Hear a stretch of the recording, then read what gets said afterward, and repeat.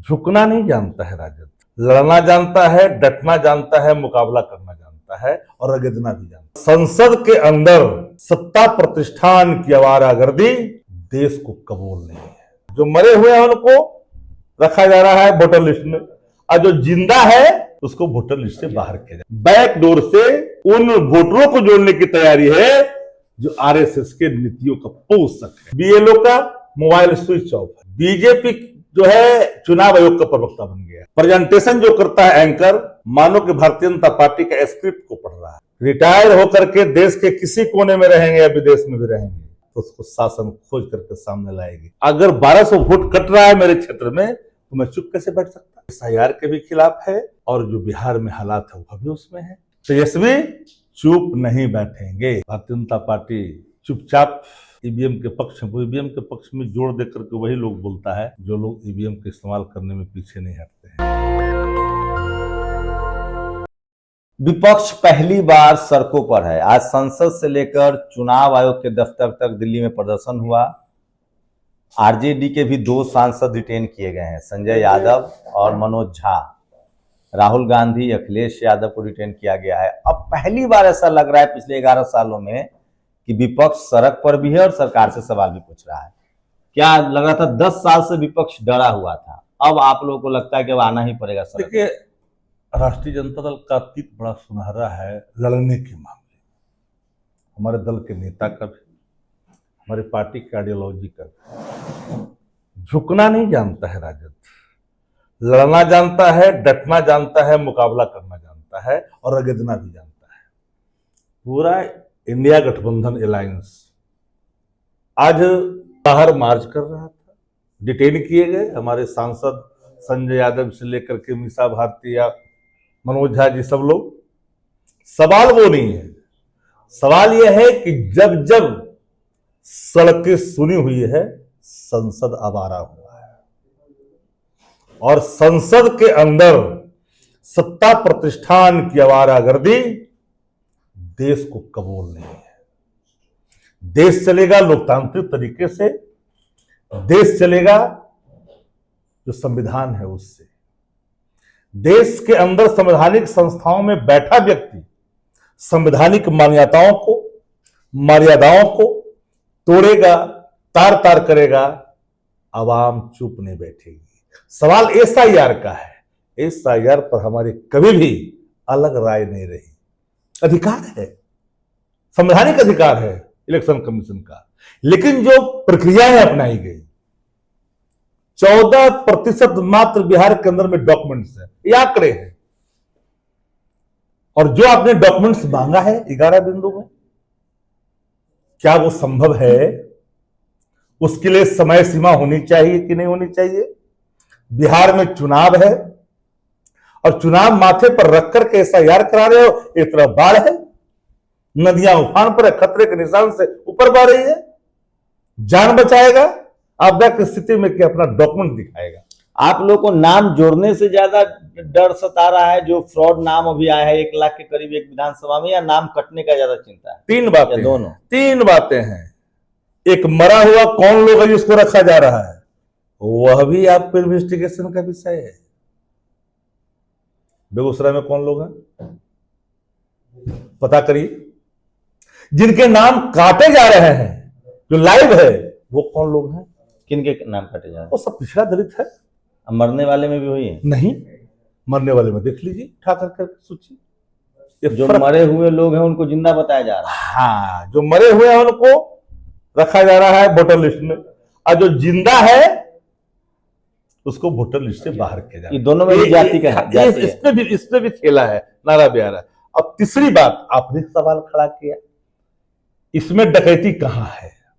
अब एक मकान में 250 ऐसे वोटर हैं जो हर धर्म के हैं, एक घर में परिवार रहता है। सुनते तो हम लोग यही है, यह भी मान ले, लेकिन 250 लोग एक घर में तो संभव है नहीं। कोई अपार्टमेंट तो नहीं है, एक घर है भैया। और घर में 250 कैसे? यह एक बैकडोर से उन वोटरों को जोड़ने की तैयारी है जो आरएसएस के नीतियों का पोषक है, जिसकी बुनियाद है आरएसएस। ये बड़ा सवाल है। और हमने, हमारी पार्टी ने, हमारे नेता तेजस्वी यादव जी ने सीधा सवाल किया। सवाल सीधा क्या है? सवाल सीधा यह है कि भाई आप वोट की डकैती कर रहे हो, वोट को लूट रहे हो। यह सवाल सीधे तौर पर है। इसलिए हमने कहा डिप्टी सीएम बिहार का, इसके दो नाम, दोनों ऑलरेडी एक ही व्यक्ति है। एक है बांकीपुर में, एक है लखीसराय में। जब सोशल मीडिया पर बात आता है तो बैक डोर से पावती प्राप्त करता है। बीएलओ का मोबाइल स्विच ऑफ है। उसने हड़बड़ी में दस्तखत करके नीचे तो डेट दे दिया, लेकिन तारीख की जगह पर तारीख नहीं दे पाया। कोई भी प्रक्रिया होती है तो तारीख की जगह पर अधिकारी लोग तारीख पर तारीख लिखते हैं, लेकिन तारीख नहीं, सिग्नेचर के नीचे तारीख लिखा। ये हड़बड़ी। और पूरी तौर पर यह सरकार ने अपने रसूख का इस्तेमाल करके अपने पापों को बचाने की कोशिश की। जब पकड़ा जा रहा था, कह रहा कि हम दे दिए हैं काटने के लिए। तेजस्वी जी के सवाल पर पूछते हो, लोग पूछते हैं, तो तेजस्वी जी ने तो जो बात कही, एक ही बूथ है, एक व्यक्ति के अगर 2 वोट चुनाव आयोग ने गलती की है, नाम चाहने तो नाम तो था ही नहीं, तो विलुप्त हो चुका है, वो ऑलरेडी विलुप्त हो चुका है। उसलिए वो ऑकरेंस नहीं है। ऑकरेंस तो ये है जो डिप्टी सीएम संवैधानिक पद पर बैठा व्यक्ति, दोनों जगह वोट उसका लाइव है। आप लोग जो बीजेपी, आप लोग सवाल चुनाव आयोग पर उठा रहे हैं, बीजेपी जवाब दे रही है कि इन लोगों को संवैधानिक संस्था पर, सुन लीजिए। नहीं, आपकी नहीं, मैं बिल्कुल उसी बात पर आ रहा हूं। बीजेपी जो है चुनाव आयोग का प्रवक्ता बन गया है। मैं ये दूसरी बात कह रहा था कि बीजेपी कह रही, खैर सवाल चुनाव आयोग से, लेकिन बीजेपी डिफेंड कर रही चुनाव आयोग को, इनकम टैक्स ईडी सबको वो डिफेंड करती है। बीजेपी कह रही है कि आप लोग को संवैधानिक संस्थाओं पर भरोसा नहीं है, और तेजस्वी यादव ने ज्ञानेश कुमार को ज्ञानेश कुमार गुप्ता कहा। क्या ज्ञानेश कुमार गुप्ता नहीं है क्या? तो ज्ञानेश कुमार लिखते हैं। ज्ञानेश कुमार गुप्ता नहीं है क्या? वो कोऑपरेटिव में नहीं थे क्या? भाजपा के जो केंद्रीय मंत्री बने उसके साथ नहीं थे क्या? वहां से यहां नहीं आए हैं क्या? ये सच नहीं है क्या? सवाल वो नहीं है। हमने संवैधानिक संस्थाओं का, संविधान का, संवैधानिक मूल्यों का और आचरण का, सबका हम लोगों ने अनुपालन किया है। लेकिन संवैधानिक पद पर बैठा व्यक्ति संविधान को, संवैधानिक परंपराओं को तोड़ेगा, उसकी गरिमा पर अगर आघात पहुंचाएगा, तो लोग चुप नहीं बैठेंगे। 300 सांसद थे दिल्ली में, अपनी बात कहना चाहते थे, चुनाव आयोग ने व्यवस्था कर रखना था। 300 लोगों को एड्रेस करने में क्या प्रॉब्लम है भाई? 300 लोग एड्रेस नहीं कर सकते हैं?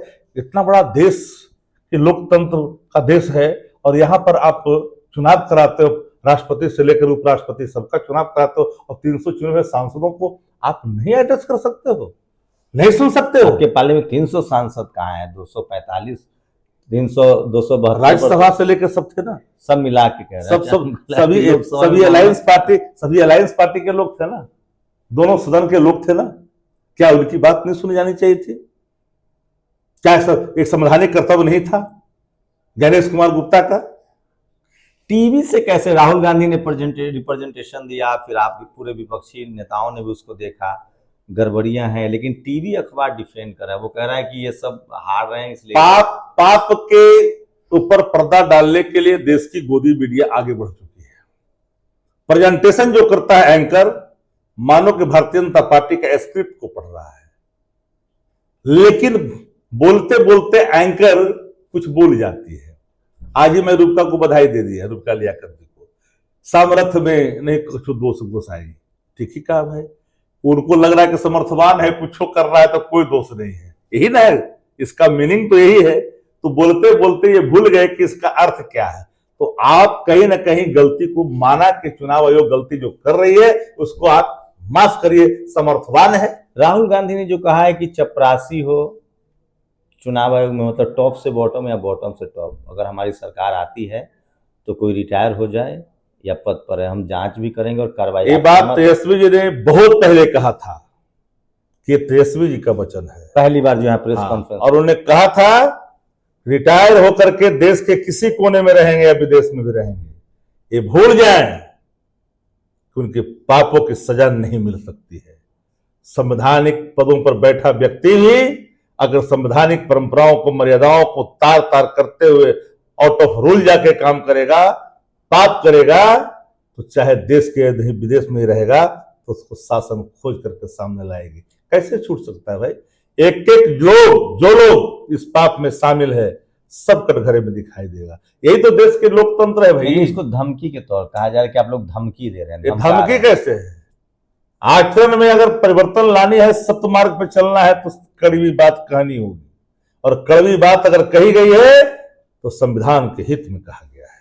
संवैधानिक परंपराओं के अनुपालन की दिशा में उठाया गया एक कदम है जो व्यक्ति वो इतर जाकर के काम कर रहा है। सवाल यहाँ है ना, बिहार में भी सुने आप लोग ज्वाइंट कुछ बड़ी बिल्कुल बिहार के अंदर में भी 17 से राहुल गांधी, एकदम तेजस्वी यादव एक साथ में हम निकलेंगे, पूरे बिहार के हर कोने में जाएंगे, चुप नहीं बैठेंगे।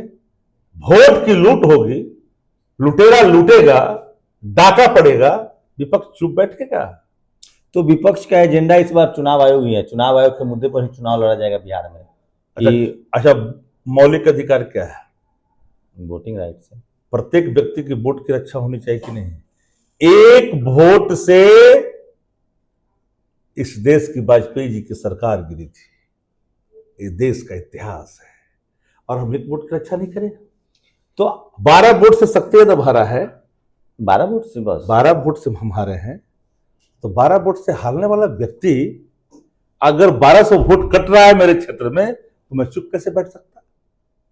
कैसे चुप बैठ सकता? ये हमारे कर्तव्य है और हमारे पास आंकड़े हैं, हम आपको दिखाते हैं।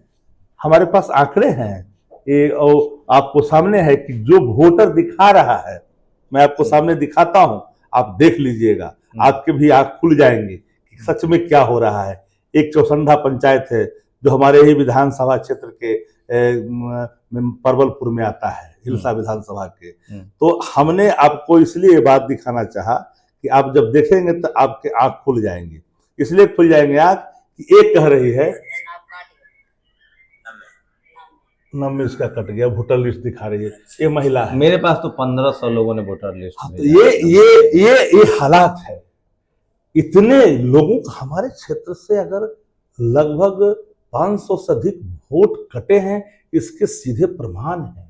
पार्टी लेवल पे कुछ आप लोग लोगों की मदद कर रहे हैं? क्योंकि अभी 15 दिन पार्टी ने ऑनलाइन किया, एक्सेप्ट ही नहीं किया। चुनाव आयोग का वेबसाइट एक्सेप्ट नहीं कर रहा है। चुनाव आयोग की चोरी हर जगह पकड़ी जा रही है, मनसा पकड़ी जा रही है। मुझे तो भरोसा है कि उच्चतम न्यायालय इस सारी प्रक्रिया पर रोक लगाएगी। आपको अगर करना ही है तो चुनाव के बाद बिहार के अंदर में, देश के अंदर में 6 महीना लगे, 7 महीना लगे, टाइम दीजिए, इश्तेहार छपाइए। ये जो कांग्रेस, आरजेडी और इंडिया गठबंधन का जो 17 तारीख से जो कार्यक्रम है, वो बेसही SIR के खिलाफ, बिल्कुल चुनाव आयोग के खिलाफ, बिल्कुल SIR के भी खिलाफ है।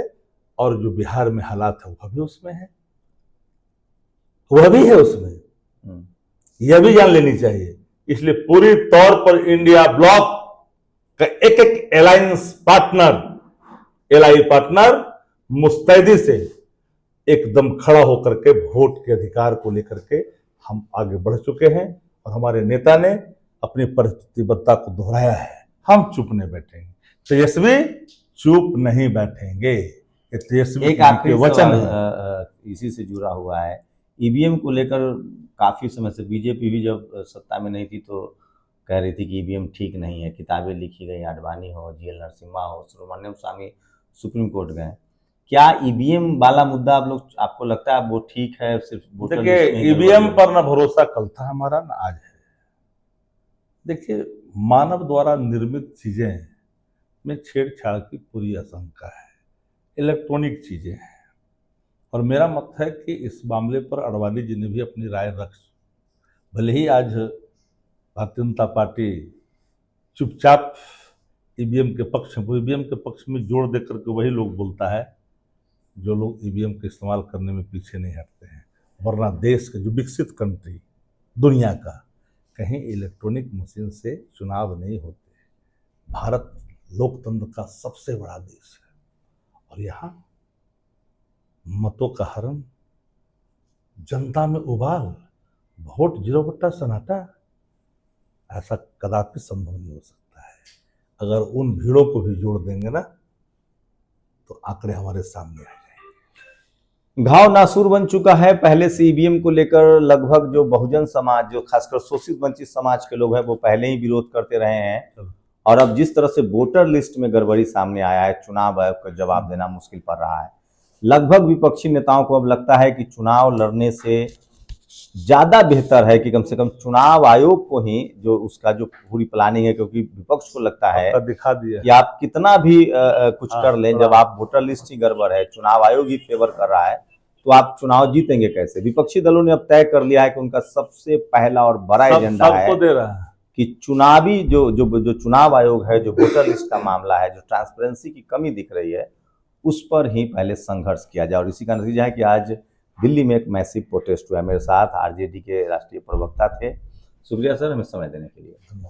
शंभू कुमार सिंह, नेशनल दस्तक, पटना। दस्तक की आपसे गुजारिश है कि अगर इसको बचाना चाहते हैं तो नेशनल दस्तक को सब्सक्राइब करने के लिए रेड कलर के सब्सक्राइब बटन को दबाएं, फिर बेल आइकन की घंटी दबाएं। नेशनल दस्तक को बचाने के लिए बहुत जरूरी है कि हर खबर को शेयर करें, लाइक करें, कमेंट जरूर करें।